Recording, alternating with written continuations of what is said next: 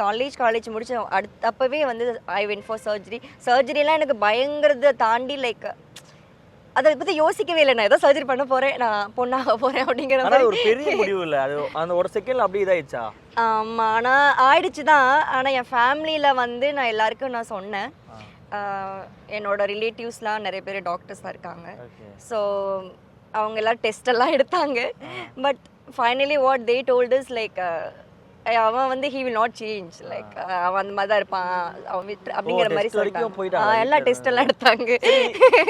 College வரைக்கும் மறைச்சு கொண்டு போயிட்டீங்க, வீட்ல சொல்லும்போது என்ன ரியாக்ட்? எனக்கு வீட்டில் புரிஞ்சுக்கிட்டாங்க என்னோட ஃபேமிலி. அதான் அப்போதான் நான் யோசித்தேன், நம்ம சின்ன வயசில் இருக்கும்போது நம்மளை except my family like all people use to tease me, like இந்த பசங்கள்லாம் டீஸ் பண்ணுவாங்க. ஆனால் ஒரு கட்டத்தில் நான் சொன்னப்போ எல்லாத்துக்கும் ஃபீல் இருக்க தானே செய்யும். சொன்னேன், கஷ்டப்பட்டாங்க. அதுக்கப்புறம் விருப்பம் எதுவோ அப்படி சொல்லிட்டாங்க.